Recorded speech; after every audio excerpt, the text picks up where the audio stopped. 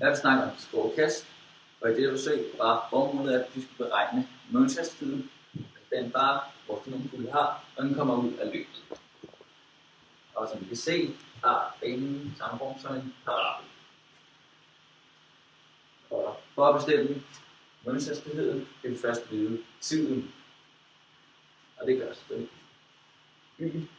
Det er vores starthøjde. I vores tilfælde er det 1,16. Men det kommer jeg ind på senere. Og forholdet det er en halv gange g i anden. Den her formel kan vi altså finde tiden. Når vi så har fundet vores tid, kan vi finde begyndelseshastigheden.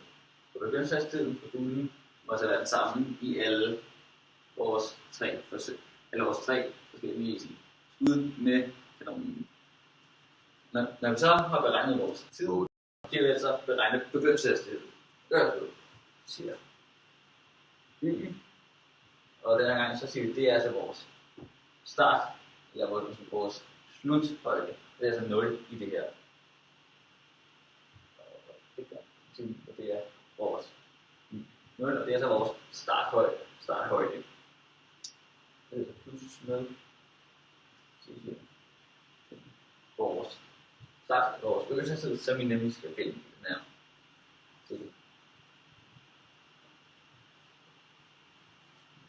Tiden. Halv. Den tid, som vi finder her, vi altså indsætte den hernede og finde vores begyndelseshastighed. Når vi så har bestemt tiden og bestemt vores begyndelseshastighed, kan vi så finde x. Altså det er så vores længste, og den kan vi så sammenligne med den x, som vi har fået i vores forsøg. Den kan vi finde så videre, så vi siger x max her. B0. Begyndelseshastigheden cosinus til alfa, vores vinkel, gange 10. De her formler kan vi altså finde ud af, hvor højt den er, hvor lang tid det er taget af begyndelseshastigheden af vores x. Og så kan vi altså sammenligne de tal, der er beregnet, sammen med de faktiske data, vi har fået i vores forsøg. Og inden jeg går videre med at beregne vores beregnede resultater og det sammenligne, vil lige komme ind på fremgangsmåde og hvordan vi udfører forsøget. Så udgangspunktet i den her lidt anderledes end den her sætning, fordi vores kanon den står op på et bord. Så det er vores bord, og vores kanon står her. Og vi skal lige forsøge at skyde med 3 forskellige vinkler. En på 0 grader, en på 45 grader, og en på 65 grader.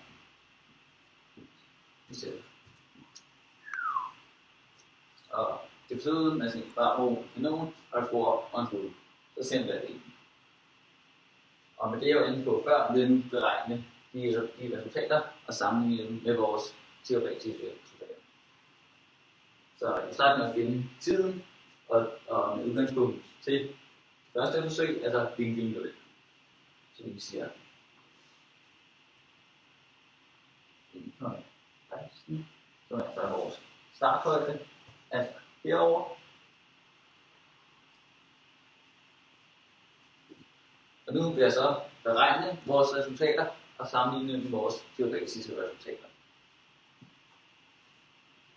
Det kan også ved, at jeg starter med at finde tiden, og det vil jeg gøre med udgangspunkt i vinkel 0, altså vores første forsøg. Det skal siges, at som sagt, at den her kanon, den er altså 1,16 meter op. Så vi siger 1,16, det er den der relation her gange b, som vi skal finde, og så isolerer jeg t. Og derfor er tiden til det er taget af kuglen. Den her afstand, den må være 0,49 sekunder, altså næsten et halvt sekund. Og nu har vi så fundet vores begyndelses, eller vores tiden, kan vi så beregne begyndelseshastigheden også med udgangspunkt i vinkel 0. Det er så. Nu udgangspunkt det her, det er så beregnet vores bygningshastighed. Nu vil jeg sige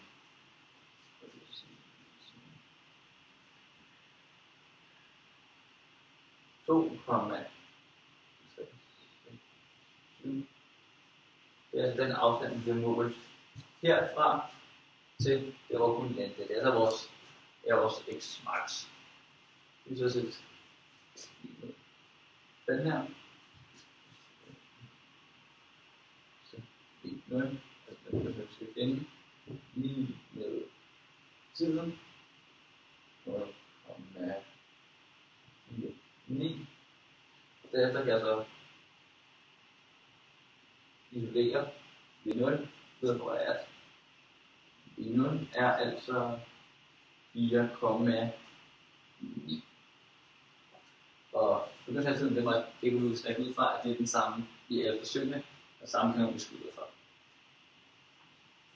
Og herefter, når jeg så har beregnet tiden på bygningshastigheden, så kan jeg beregne vores teoretiske x-max. Så derfor der bruger vi den her form, man på. Så vi siger x max med 4 og 9.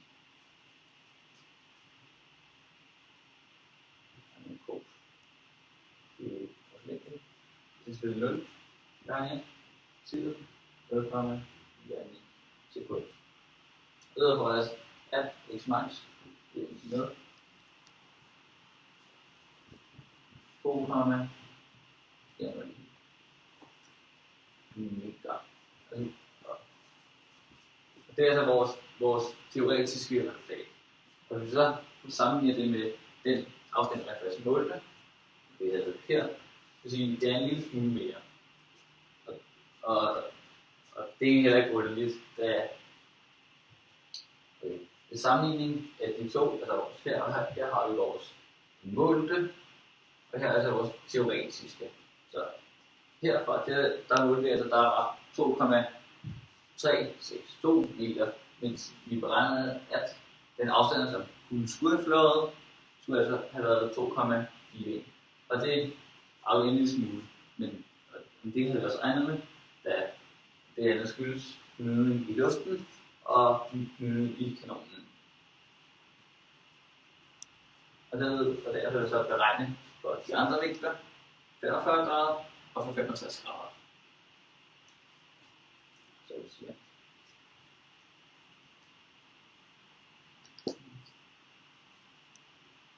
Det var lige med. Det var altså vores sluthøjde hernede. Og så 18, det er altså vores starthøjde her. Det skyldes, at vi hæver kanonen en lille smule.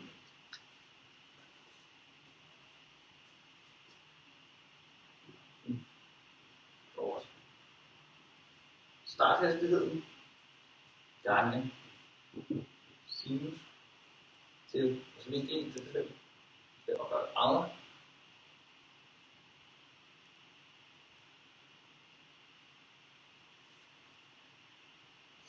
Så gange tiden i en bølge tid. Derfor bliver den selvfølgelig her. Og derfor er tiden for skuddet med 45 grader, så er 0,956 sekunder. Så lang tid det har taget for kuglen at flyve og flyve opstanden, så man har fået til 45 grader. Og derefter vil jeg så beregne den teoretiske x-værdi. Og så isolerer vi x max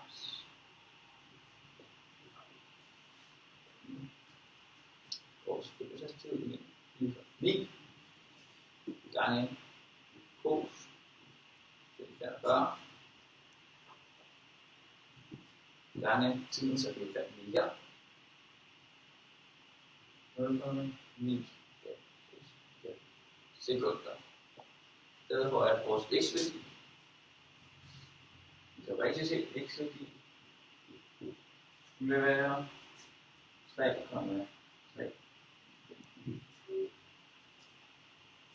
Og jeg vil godt lige se efter at beregne den anden. Jeg har også lige gået ind og sammenligne det. Der er lige et skide her, så lige har fået tavlen.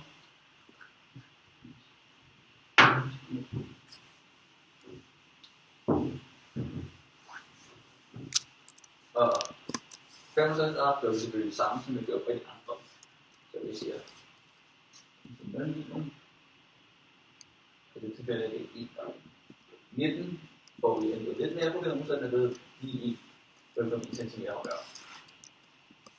Så det er det samme her, vi kommer med vores løbsstærkhed, 4,9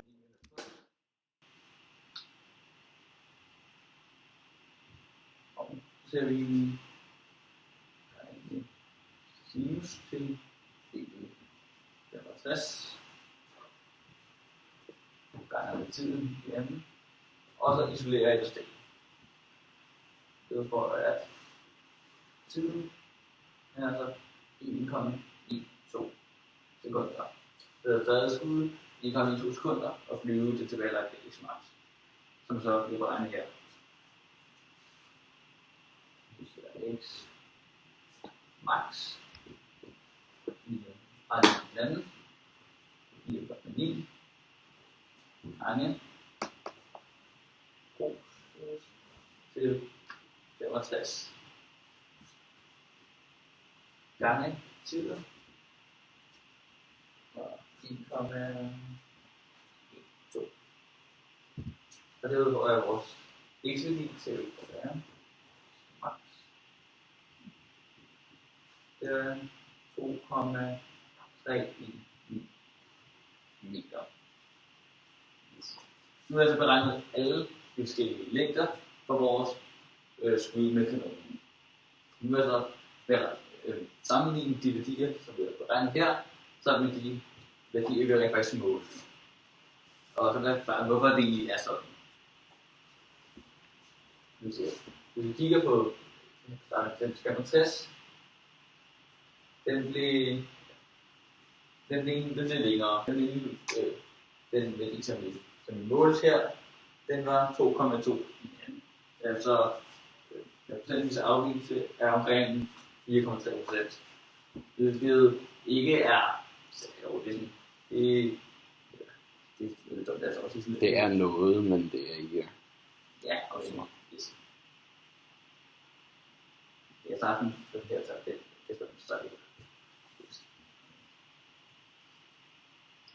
Og nu er det så sammenligning vores forskellige kast med den, som vi så der her, så vi siger.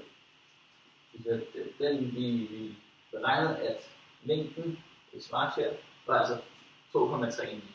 Nu sammenligner den med den længde, vi målte, så, og det var 2,1. Så det er 2,1.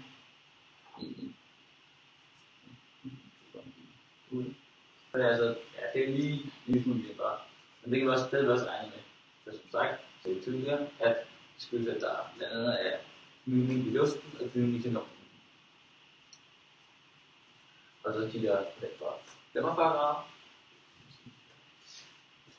Vores beregnede kast var 3,3 meter. Og vores praktiske kast var kun 3,96 meter. Det er sådan, det er rigtig meget. Det er procentvis afvigelse på 6,6%. Kan man sige, så det var sådan, det er rimelig meget. Men igen, det er vi så lettet på grund af luftmodstanden og glidningsnormen. Og fra 0 grader, så er det lidt.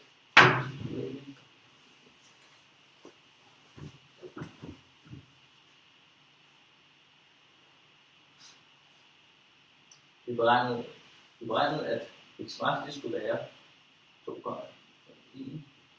Men den længde, vi egentlig målte, var kun og kun 2,367. Det er en procentvis afvigelse på 1,5 grader. Hvis vi også bare kigger og sammenligner den med 20, der ser jo længere sådan, vi kaster bolden, så bliver graden også højere.